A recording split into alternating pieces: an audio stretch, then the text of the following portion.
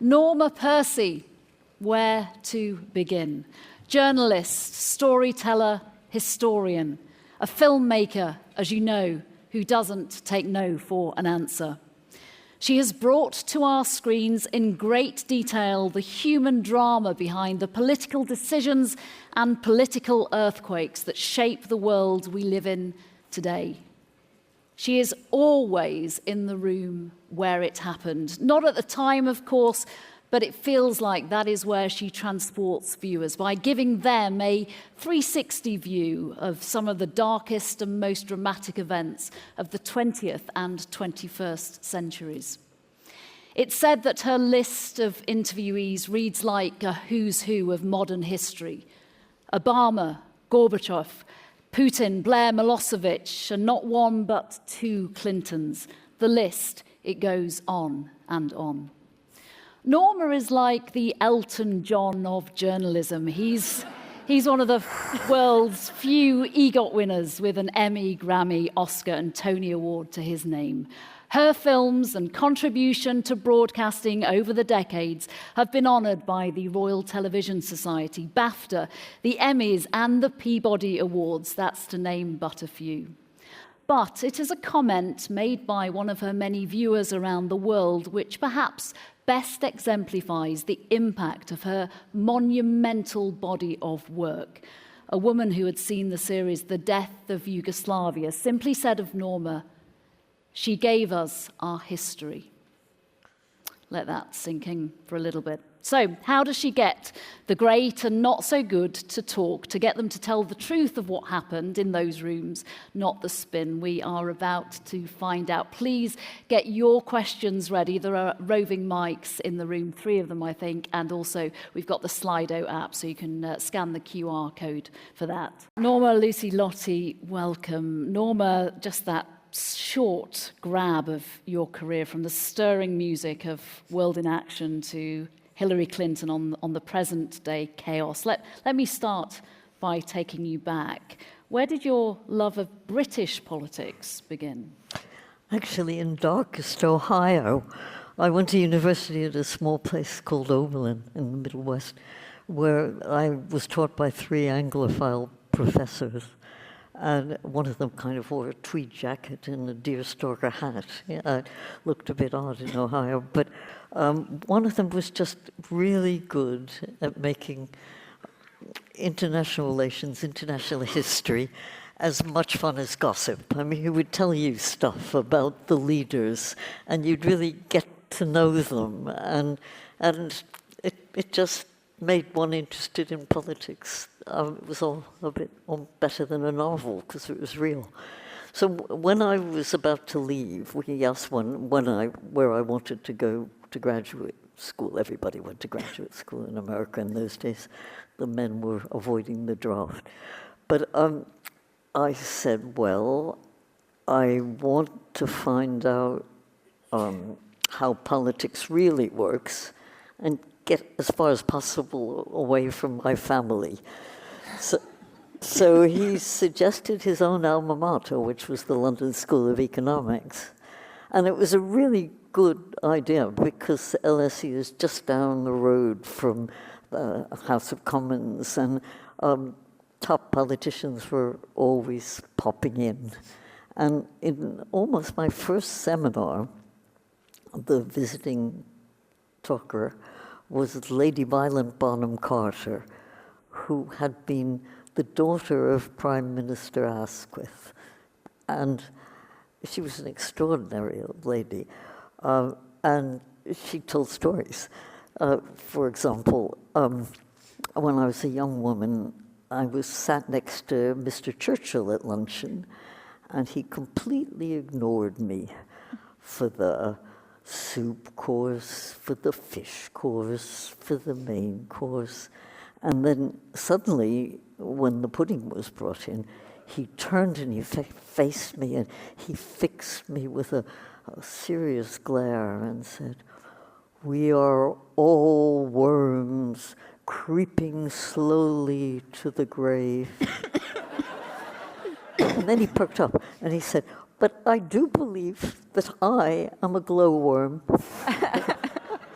So stories like that. I mean, if that's politics, I wanted more of that. I can imagine why. But how does a New Yorker end up working for Granada TV?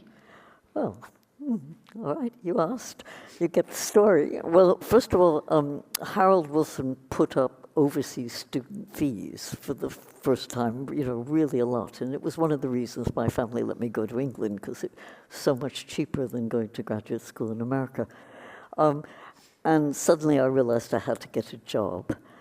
And I was looking, and I found an ad in the paper.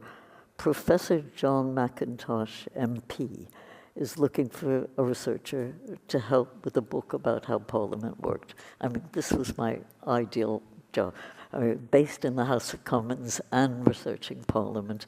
And I got an MP I had met for my thesis. He went to Balliol with him to talk to him, but I didn't hear anything about getting the job until. So I started ringing up, and finally he gave me the job. And I was sorry, I'm taking too long, but I really was. Everyone's here to hear what you say, so nobody's going to say you're taking too long. How did you go from the Commons then to TV Land, the world of broadcasting? I was supremely happy. I spent the day studying the 1857 Parliament for his book, and then evening learning about current politics. The strangest bar of the House of Commons was a time of all-night sittings, and MPs had nothing better to do than give me the gossip. But the grant was only for 5 years, and I was terrified my ringside seat was about to go. And I was I couldn't become an MP because I was American, and as you can see, no good at public speaking. So I thought, well, what could I do? I thought the next best thing to being an MP would be to marry one.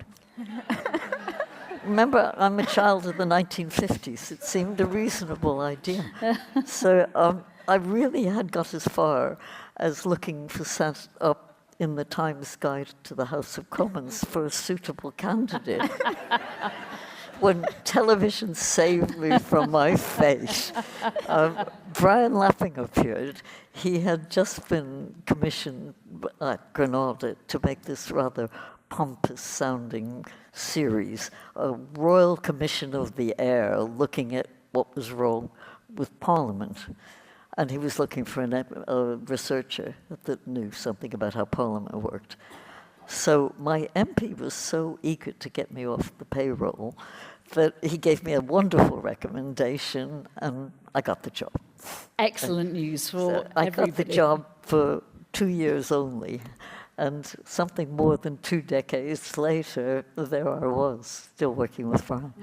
I think that documentary you're talking about should be looked at and made again, shouldn't it? Well, the career that started then with Granada TV and with Brian led to a career full of countless rave reviews, with the Wall Street Journal, I guess, summing it up best, describing Brooke Lapping as the Rolls Royce of documentary makers. I just want to take you back to the reel and that fantastic moment where we hear from the governor's wife. And then we hear from the bomb maker. We hear these 360 sides. This is the beginning of your Norma's signature style, the method. And presumably after that, you decided that this is your ambition for all future projects. Yeah, well, Brian and I were hired by Granada to look at new ways of covering politics. And we did that for a while, but Brian was an ex-Commonwealth correspondent, and his dream was to make End of Empire, which was 14 programs showing how Britain left its 14 major colonies. And I first thought we'd be lost. We weren't directors. How would we do it? And the answer is hire good directors. Brian never was worried about such things. But it was a perfectly conventional documentary, interview and archive, but it particularly went to the people who were there telling you what happened. We started off with rather dull and old colonial civil servants. But when you went to both sides and you got them to tell the story, it was magic. It was just the right kind of subject for this, because in each case the flag went down, the terrorist, that guy you saw became the police chief of Nicosia when Cyprus became independent. The terrorists became police chiefs and prime ministers. The civil servants retired, and everybody wanted to tell you their story. And this was a very successful way of making programs. And pretty much everyone who matters in those decades that we're talking about has told you their story. You know, what you've said previously is what they hire me for is to get everybody, and you certainly pretty much do. How do you go about that? Do you ring them to put a bid in? What's the process? How do we get that? With difficulty. You write a lot of letters and you make a lot of phone calls. But, well, first of all, these events are, for most part, some of the biggest things in people's lives. And of course they want to get their story on the record. You have to, well, first of all, convince them you're going to be fair to them. And our answer to that is we're seeking objectivity, but deep down inside, most people interested in politics aren't objective. But the way to do it is to give you a truly multi-sided account, so that each person who was at a big decision-making moment will get a level playing field to tell their story. We ask them all only variations on one question. What happened? What happened at the meeting? What argument did you make? How did he reply? We never point fingers, we never have opinions, we just try and tell people what happened. But so, tell people what happened inside the room when the really big decisions are made. First problem, what are these decisions? I mean, they're all meetings that happen in private.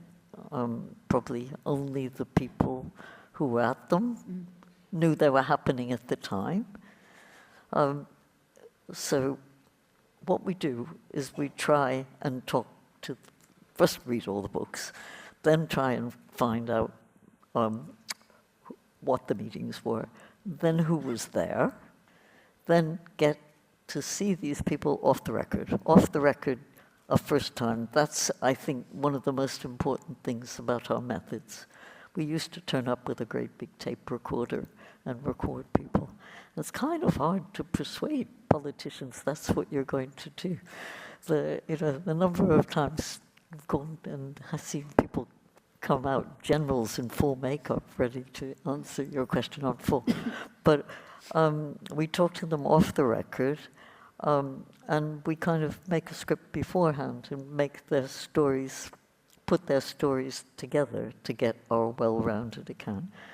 So then, of course, you have to persuade them to come back and tell the story on film.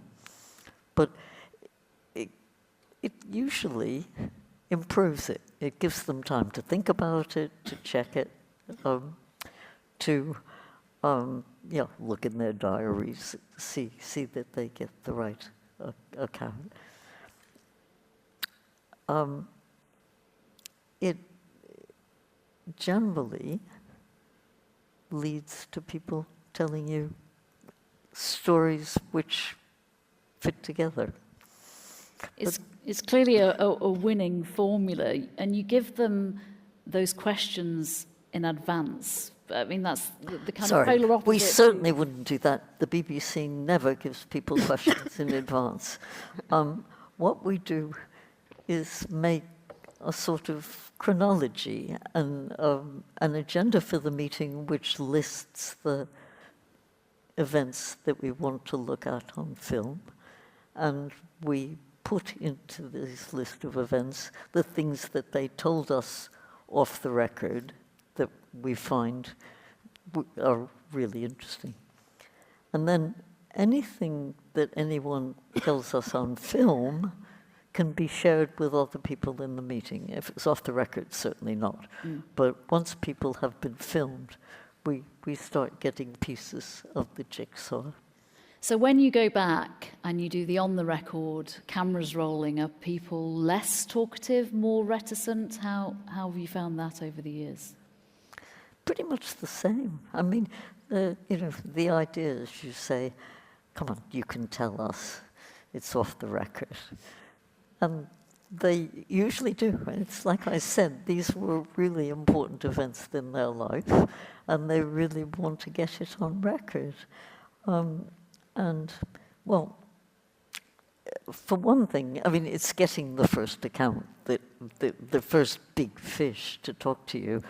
But as soon as you get one big person to tell you, then, of course, the other side wants to get their story on the record, and it hopefully will snowball. But it takes a lot of time, and it takes a lot of phone calls in it. But letters first. I mean, long letters describing what we do and what particularly we want to talk to them about. You can't just say, I mean, tell me the interesting things that happened to you when you were ambassador to Russia. You have to say, remember that time when they actually took you to a meeting in the Kremlin, and it turned out to be the Prime Minister's birthday. And first of all, it shows them you know what you're talking about, and it also starts their memory working. And maybe signing the letter over the years, Norma Percy, opens a few doors as your career's gone on. Can I say first, I mean, Norma Percy is a brand name.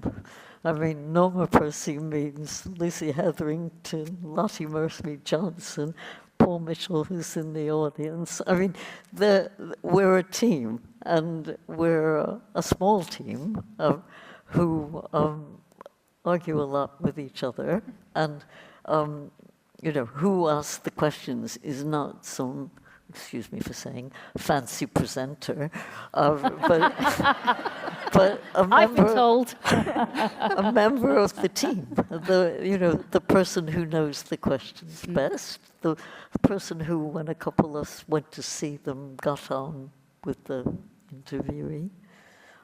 It's another good thing about off the record is you get to see them and know them a bit. When they come back to film, you're old friends.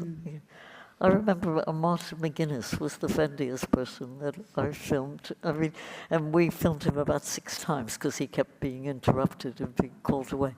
And he would, he would ask you about how you are, how's your broken leg getting on, and you become friends. But it's a long process, and we're very lucky to have the time to do it. I mean, I always feel people from Newsnight say, well, of course they're good programs. Anyone who had that much time to do it would get it. Of course they'll get it right. But it does take time. Lucy, what's Norma like to work with? What's Norma like to work with? Well, she's very passionate, and it couldn't be more committed to her projects, all of her projects, and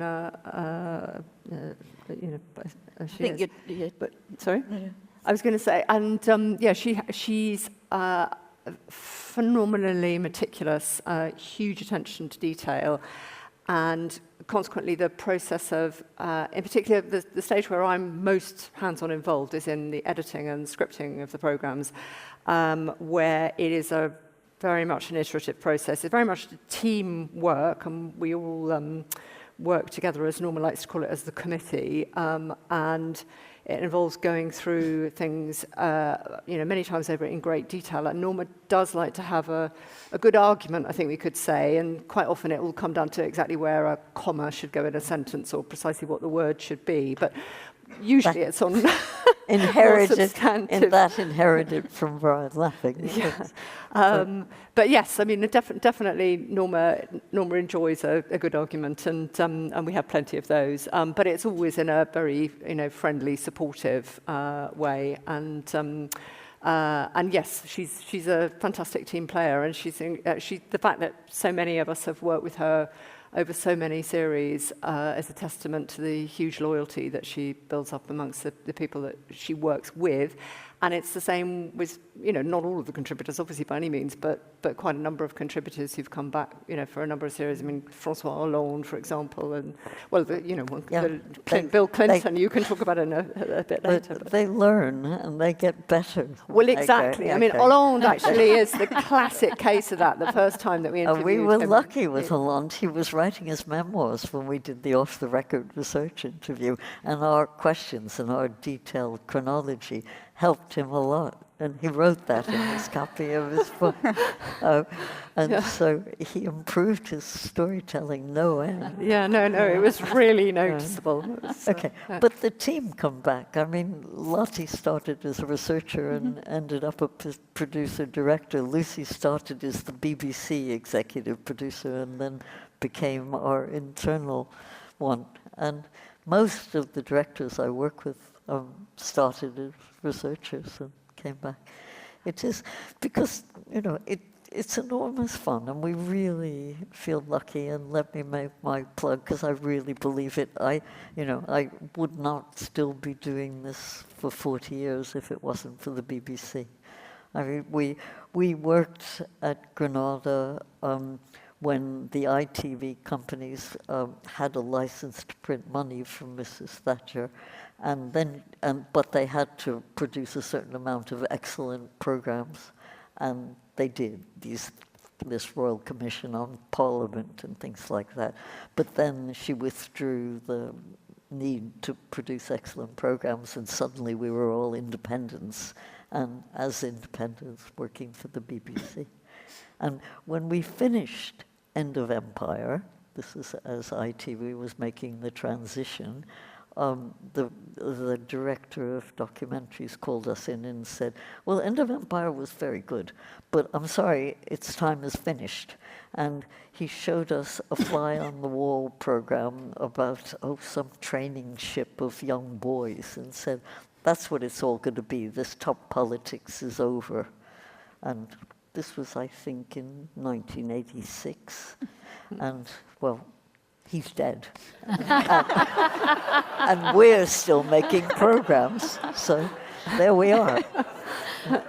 Brutal much. Lottie, you must have learned so much from Norma and from her style, her method, and just her way of operating in that really meticulous style. It's true she learned, because she started as a new researcher, and it was her who got us Obama. Thanks, Norma. And I take full credit for her doing it.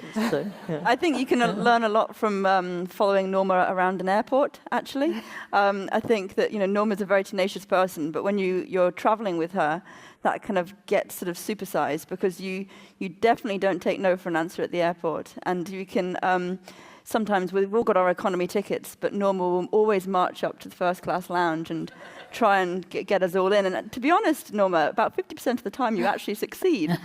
So I think that I've learned not to take no for an answer. I've learned the importance of a good letter. But it's a fine line between resilience and laudable persistence and just being a bloody nuisance and getting nowhere. But Norma's great secret here, the great trick she has, is to always combine that persistence with huge charm and great humour, as you can all see. And it's that combination, I think, which just lands these extraordinary interviews time after time, along with Lottie's persistence too. In fact, the secret of, I always say anyone who's worth having well, I say it when I hope there's no contributors in the audience, that anyone who's worth having says no at least 3 times. But the secret is not to keep asking yourself, but to find someone that trusts you, that they also trust. And okay, can I tell my favorite example? Go for your life, right. Norma. I'm not going to stop you. Which is Dick Cheney in our Iraq series. We got Charles Pole, who was Mrs. Thatcher's political advisor and got on very well with Cheney and the White House. And he said yes. And we were all ready, Paul Mitchell, who was going to actually direct it, and me, were all ready to fly out to interview him, when suddenly he said, no, sorry, cancelled. And we thought he'd found out that we were lefties who didn't approve of the Iraq War. But we got someone else to try and find out, who was Paul Wolfowitz, a younger neocon who had got on well with us. And he went to Cheney's daughter. And the story she told him was that he had had a fly-on-the-wall crew filming him for a week. He went fishing and caught the biggest fish he'd ever caught, and then sat back, invited his friends round to watch the finished program. And they didn't use the bit about the fish. And he decided all television companies, he'll have nothing to do with them, and he cancelled our interview on the Iraq War. So she was able to say, this is the very sensible Cheney daughter who turned out to not be in favor of excesses of Republicans. She said, don't be silly, Dad. They're going to do a serious account of the Iraq War and do it. And he did. Almost the next day. Paul, who is in the audience, will remember he turned up in cowboy hat and cowboy boots and gave us a really good interview. Sometimes you have a series commissioned, you deliver that series, and only then the final piece of a jigsaw, the key person, says yes. You've mentioned the O word already, so take us through that a series all about President Obama. And he hadn't said no to you, but it took a long time before he said yes. Yeah, and we had very good access to the White House. I mean, we went up the feeding chain. I mean, first they gave permission that we film the cabinet ministers who were out, and they obviously gave us a good report. And then we got some cabinet ministers who were still in. And each time we consulted the press office about who we were going to film next, we would say, and what about Obama? And they said, wait. But it got to be the last year. The series was due to be broadcast in February of 2016, his last year. And in the beginning of the last year, they appointed a head of legacy in the press office, because before then people were just interested in the news interview that's going to be tomorrow. And so there we are, ready to do Obama's legacy. And we finally got an interview with this guy, and he bought our idea that this was the idea. We were going to pick the big moments, how he got health care, how he got the Iran deal, and tell it from all points of view, including his. But this was, I think it was in January. January, February, I think. End of January, February. And the program was going out in late February. This is that Lottie's moment of great. To me, when I think of the great moments in the more decades than I can't remember, it's when Lottie and I were on the phone to the White House and the press reason we were office. on the phone together was because I'd got an email from the White House press office saying something like, Lottie, call me. And I thought, oh God, I can't take the pressure of this entire thing being on myself entirely. So I said, Norma, we've got to do it together. And then we sat in a room, and I remember we had it on speakerphone, and and he just said, "What are you guys doing next Tuesday? The president's in," or something. It was good. Yeah. So this was, next Tuesday was the was that the when we went out to see the top press officer, or was that actually That was the film? actual interview. Yeah. That was to actually. Yeah, that was actually. Yeah, and the programmes had all delivered, hadn't they? Or at least 2 of them had delivered. And One and two. One and we two had had delivered, we had but 4, the 3 but and 4 1 were- and 2 had been delivered. But first, I mean, because first they agreed in principle, and it was touch and go that we'd actually get the interview, in time, because scheduling a president wasn't easy. So by the time we got it, two programs had been delivered. Do you want to hear my sad story? No, I'm going to save that amazing story for the end. Right. Keep them all glued. I want to know who's the one you think got away. Well, there are a couple who got away. Well, Merkel was one, I think, wasn't she? But sorry, go on. Yeah, Sorry. Merkel was. Yeah, tell us about Angela Merkel. Yeah, because we can we can show the audience another clip. Tell us why you think this is so important. Well, Merkel. I mean, Germans are really hard. Germans believe more than other politicians that secrets told inside the room should stay secret, and Merkel. More than any, she gave her annual report to Parliament, and that's it. That's what she was going to tell. And when she was there, all her staff took guidance from her. But you don't always have to get everybody inside the room. If you can get good archive that helps you feel you're inside the room, and at least one of the principals and possibly somebody more junior to tell it. And if they're good storytellers. See what you think. Yeah. Who was, other than Sarkozy, who was the most rewarding or perhaps surprising person that you've come across? Well, I mean, like a lot of people, Bill Clinton was my absolute favorite.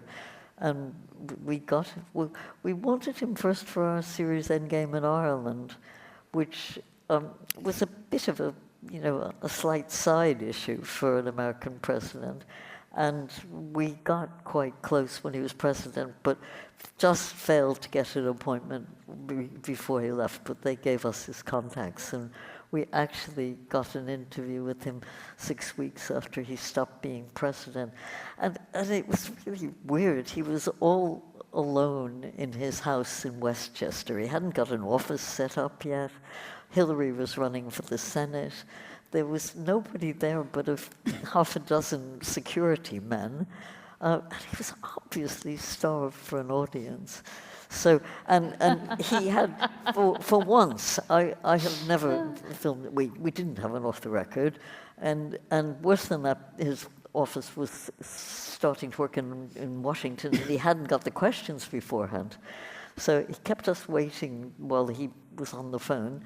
Then he disappeared to change and came back all business, read the questions and said, "Go ahead." And first of all, my first question was, I was an American student like you during the Troubles, and I know you were turned on to Irish politics then. And he answered the question and didn't say anything very much. But each question, he got more and more into it, and really first of all, showed an amazing memory. He had to make his big thing was making a decision on a visa for Gerry Adams to come to a peace conference, and he said, "Well, we had this meeting. I just had lunch with Helmut Kohl, and we had a high old time because he loves to eat, and so do I. And then I thought, indigestion with Gerry Adams." And he went through the arguments that each of his cabinet ministers put. The Secretary of State was against it because we thought, well, we ought to get on his side for the war in Bosnia. And he went through each of the arguments put in the cabinet, and then he said, well, I just thought, well, we had to have a go, and I did it. And for every question that he seemed to have no more preparation than reading the questions. He had a story, but that wasn't, well, first of all, we had to change tapes in those days. And you know, there's that awful moment when you have to keep eye contact and make conversation, but you don't want to talk about the substance because they might say the best stuff. And he started talking about a poem from Seamus Heaney that was on the wall, that was based on a Greek myth. And he told this Greek myth as if it had happened to him. And I mean, he just, and the cameraman turned it on so we could have it and hear about it. And he was word perfect. The researcher had just finished a classics degree, and he didn't make a single mistake. But the best bit was when he finished filming, and he kind of started taking us. He obviously didn't want us to go, and he took us around the study and started showing us around. And he came to a picture of Camp David with Arafat and Israeli Prime Minister Barak. And suddenly, it was the thing that kept him up all night. He said, oh, I was that close to peace in the Middle East, and that bloody Arafat, even was right, the Palestinians never miss an opportunity to miss an opportunity. Oh dear, I was so close. And so, well, that gave me the idea for the next series, because, you know, if that was the thing that kept Bill Clinton awake at night, you wanted to get the story. But we were all high. Even the makeup man, when we left home, we were just all in love with him for a bit. And I've since heard everybody feels like that the Prime Minister of New Zealand always went to a conference if she heard that Clinton was going to be there. So, but I've interviewed him 6 times, and it was never quite like that, but it was always rather rewarding. And when we made the one program, which is Elusive Peace, Israel and the Arabs, still on iPlayer, I think, we had a terrible argument when I was filming him. Well, he walked out on you. He did the whole mic thing. At the end, but the first argument, he was right. I was rushing to keep to time, and I left out a meeting and went straight to the summit with Assad in Geneva, and he said, I'm not going to cooperate with any program that leaves that out.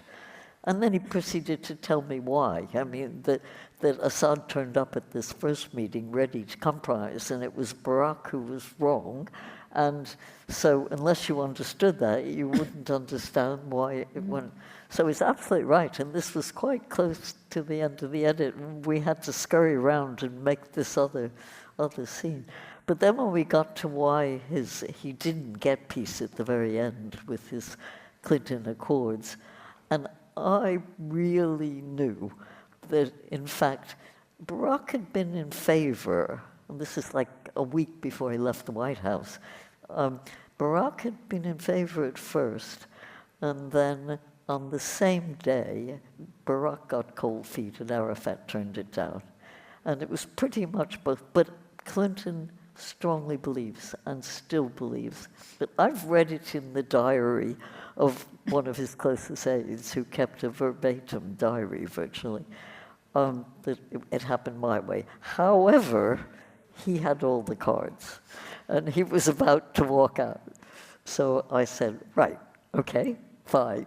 And there we are. We still differ.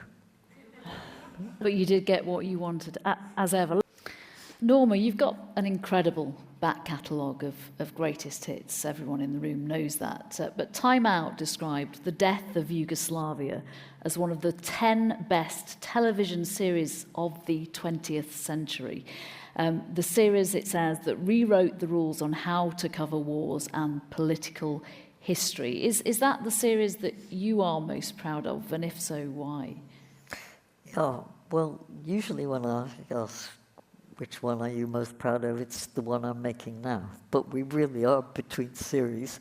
So I have to say Death of Yugoslavia because it's going to be rebroadcast on BBC 4 starting on the 8th of July. So for that reason, it's my favorite. But it really... But objectively, it was pretty amazing.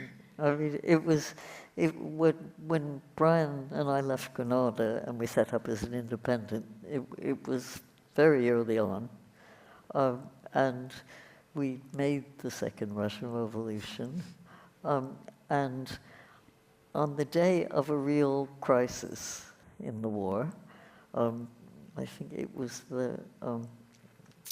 an early massacre in this in the Serbo-Croat War.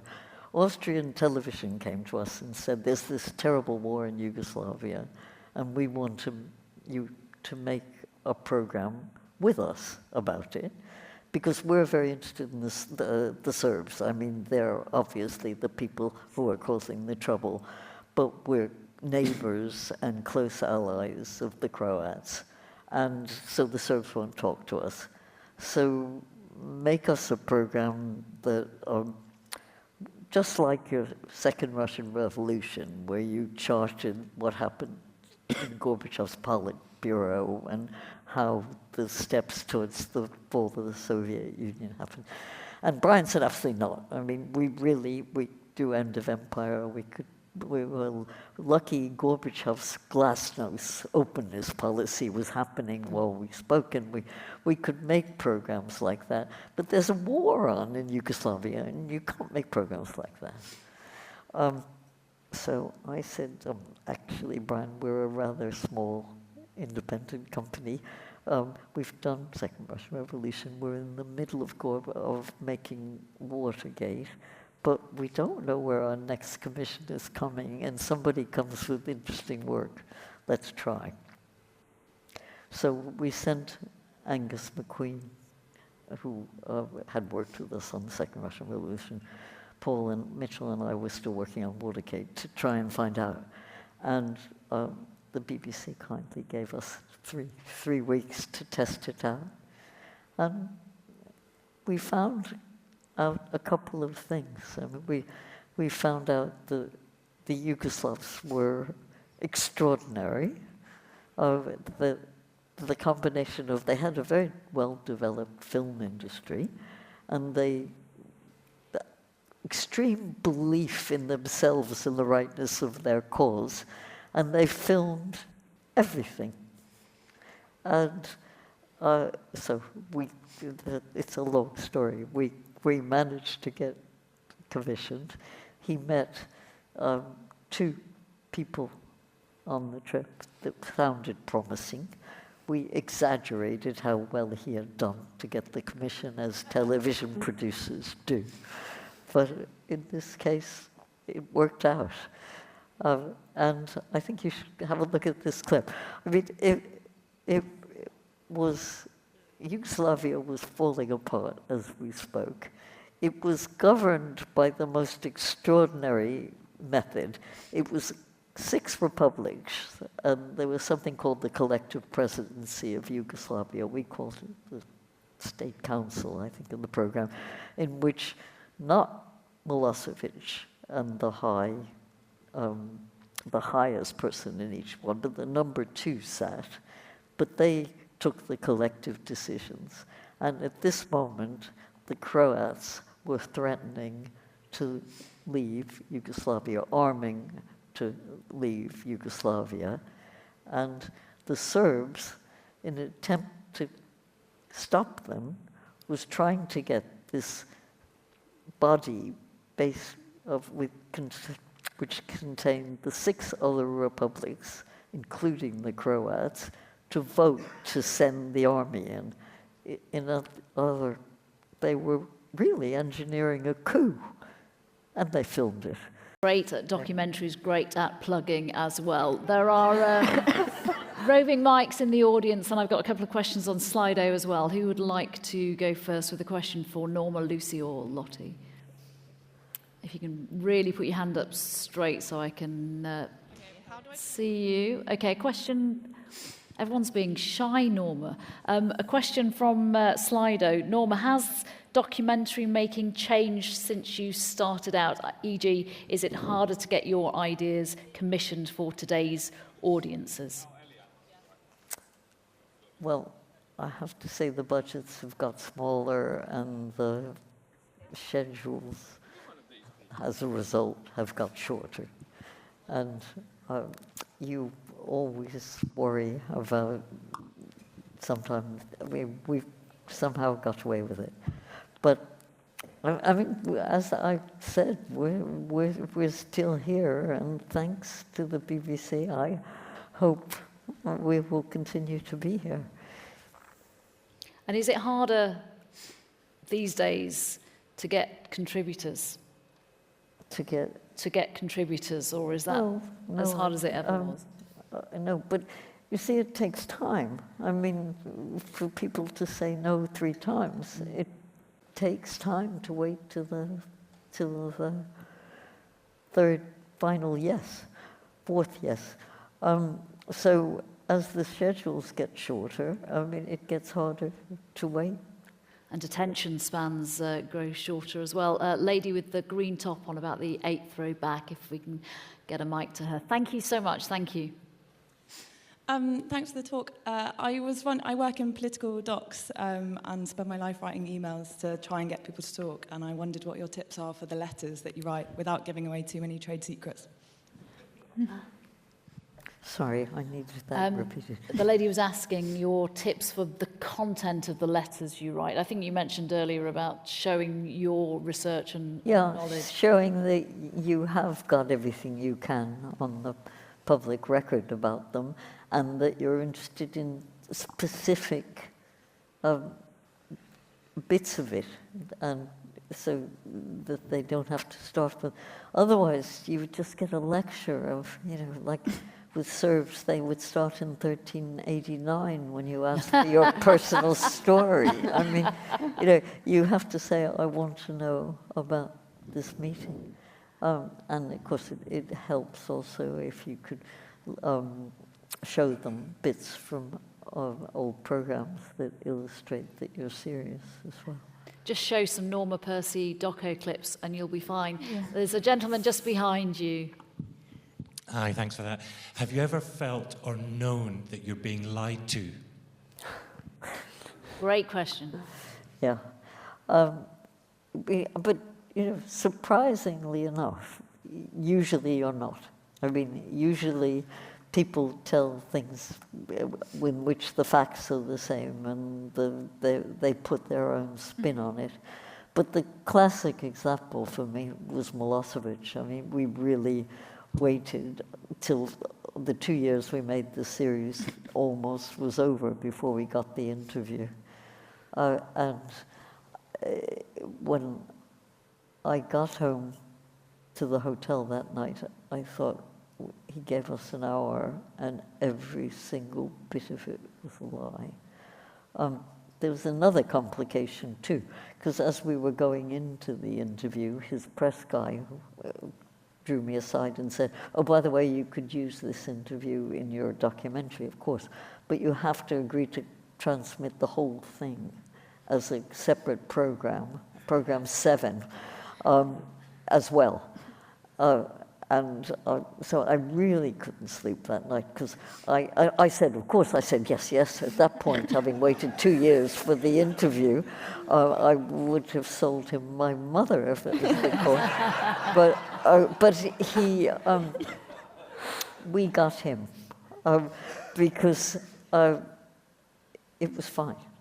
That in fact, BBC, so I was thinking, it's all lies, And besides, his men are going to kill me because I can't possibly give my promise.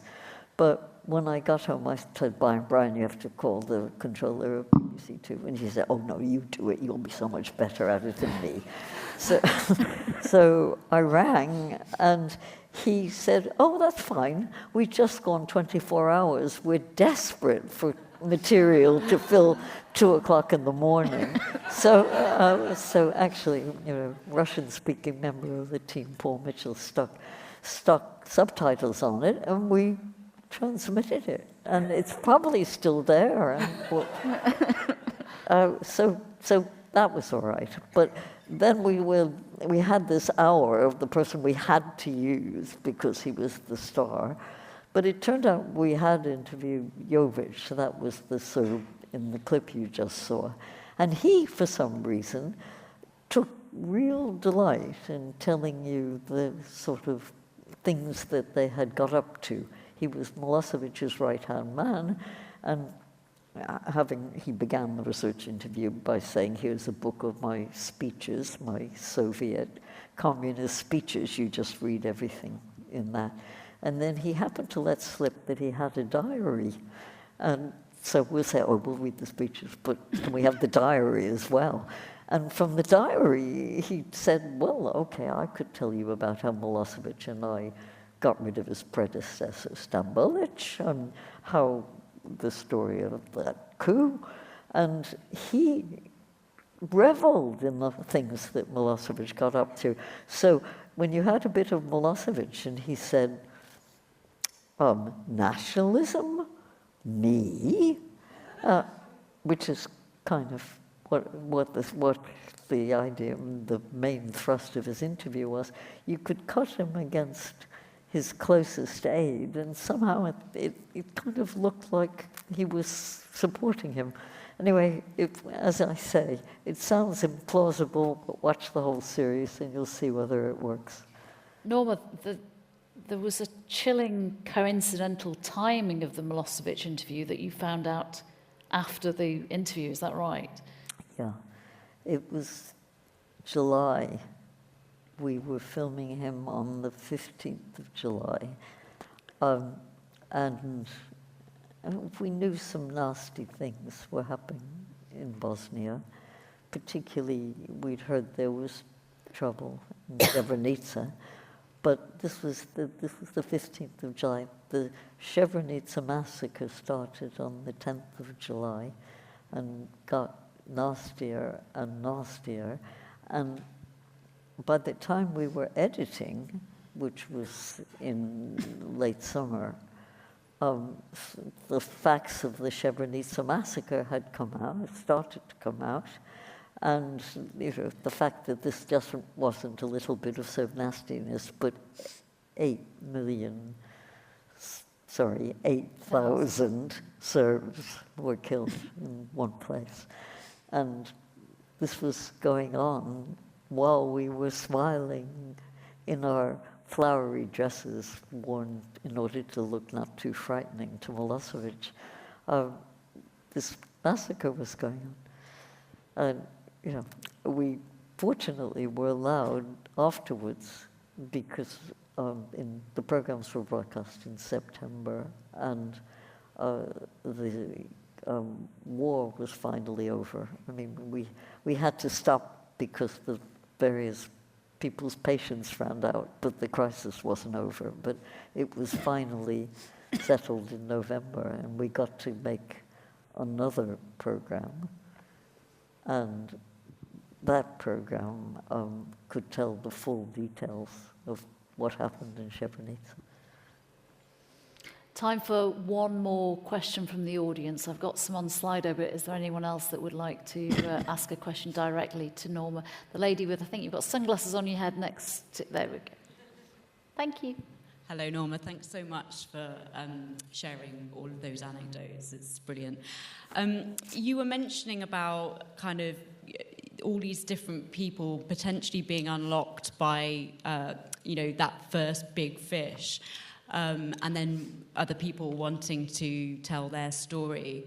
is there a particular person that you remember that unlocked a film and kind of allowed other people to want to tell their stories?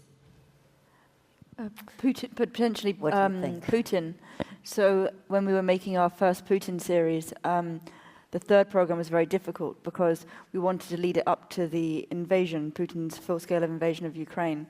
But obviously the war was kind of in full swing at that point, and we kind of wanted Boris Johnson, we wanted President Zelensky, we wanted Jens Stoltenberg, and they were all saying, no, we're not going to speak unless somebody else does.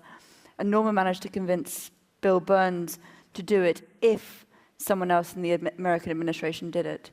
So we managed to convince sort of kind of the number 3 in the State Department to do the interview. And suddenly we had him, we had Bill Burns, then Stoltenberg said, oh, well, if you've got Bill Burns, I'll do it.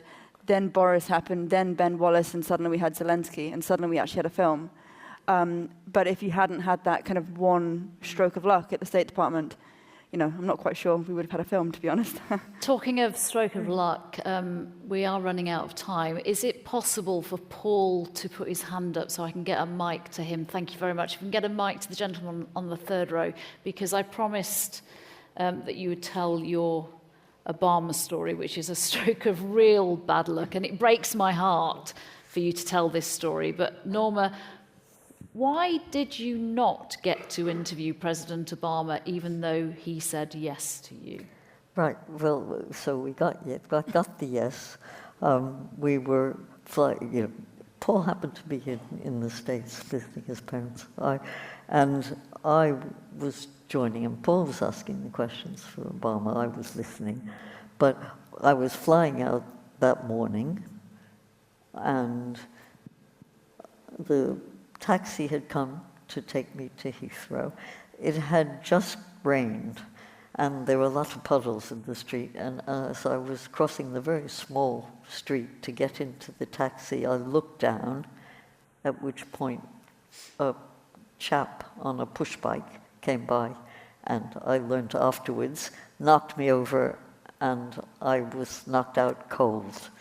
And my husband tells the story that the taxi driver rang the bell and said, there's been an accident, your wife is unconscious, can I have £15 for the waiting time?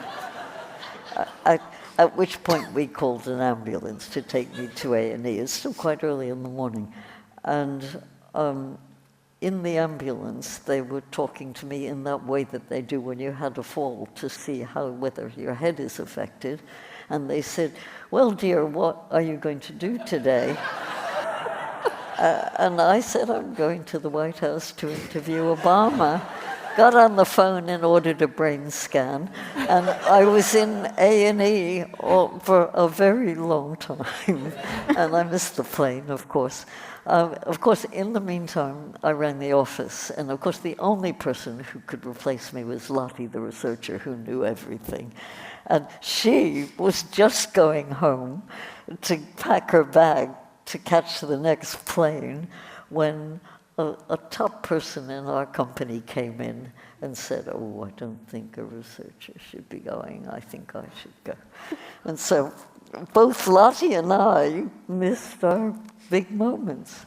So if you want to know what it was like to interview Obama, I think we have to ask Paul. But I'm just going to... You told me something else about that story that you haven't shared with the audience, that you could have got a flight at 3 o'clock in the morning. It's true. Okay, you can't tell you anything off the record. Definitely not. And why did you get that flight, Norma? Well, I Because you looked could in have the interviewed mirror. President I'd Obama. been carrying a glass Perrier water bottle in my hand, and it shattered. And so I had lots of superficial cuts on my face, and I looked in the mirror, and I really looked like a walking wounded. I thought, how could I sit in front of the coolest man in the world looking like that? I just couldn't do it. Doe, Paul was in the room where it happened. What was it like to do that interview? Oh, it was great. I'm sorry, Norma. Sorry, but Can I say one thing which nobody said? in all of these scenes, sorry, this isn't really about Obama. It was amazing seeing Obama, and I've never been so terrified doing an interview in my entire life. But you know, he's so fucking cool. He just walks in, hi Paul, how you doing? It's like, oh. But the scenes, all these scenes that we've seen, all the clips, it's not just that you've got the people, and it's not just that you pick the right bits of the interview. There's a kind of a theatrical rhythm to them. And there's a lot of concentration saying, how did you get this person? How did you get that person? You also have to know what to do with them once you've got the footage. And I don't think people give Norma enough credit for the kind of theatric kind of dramatic structure to the scenes. And I would say to any filmmaker in the audience who wants to learn about how to make a political documentary, don't fuss so much about getting the interviews, fuss more about watch the scenes over and over again, because they're you know, we cut them and recut them and cut them again, and Norma can be really, really annoying when it comes to things like, no, that sentence should end here, and this person should go first in that order. And you know, when we used to do it in the old days, we used to actually do it with pieces of paper, and you know, we put them in funny like post-it notes on boards and stuff. But watch those. That's kind of more interesting, I think, than the Obama interview. But the Obama interview was great. It's fantastic. All The person from the company sat in the back and didn't say a thing. I really would much, much, much rather have Lottie there. That scene you saw, the second rough cut, our BBC executive said, that's rebarbative. And neither Brian, nor it isn't either, it wasn't either Lucy or any other BBC executives in the room, I'm watching now. But neither Brian nor Angus McQueen nor I knew what the word meant, but we knew it wasn't a compliment. And when we went home and looked it up, it means, it comes from barbe, the French word, which means scratchy beard, repulsive. So difficult as to be repulsive. And Brian never forgave him. But I think he was probably right, because by the second rough cut, it just wasn't clear enough. You can imagine a scene like that being very difficult to understand. And the edit is a question of, first of all, you know, it's like learning a language. You really jump into the culture and the politics, and you use all the jargon, and you show everybody that you understand. But then you come home when you're editing, you just have to make it clearer and use simple words and make it into something that everybody can understand, as well as a story with a beginning, middle, and an end. And some of the arguments, the big arguments we have, are when you have a really good story, but it's kind of off the point, and it doesn't lead from the beginning to the end. I tend to go for a great story, even if it's a bit, you know, off the point. While Lucy and Tim Sturzecker, who is our director, the one of the current team that is sadly not here, I think, because he's a man and not allowed. But Tim really is one of the forces that say, no, you've got to keep the story. Well, So they take a long time to edit, and you couldn't do it in a week. all about the storytelling. Sadly, this conversation has to come to an end because we've sadly run out of time. But ladies and gentlemen, the formidable, the peerless Norma Percy. And her team. I'm going to say that in a minute.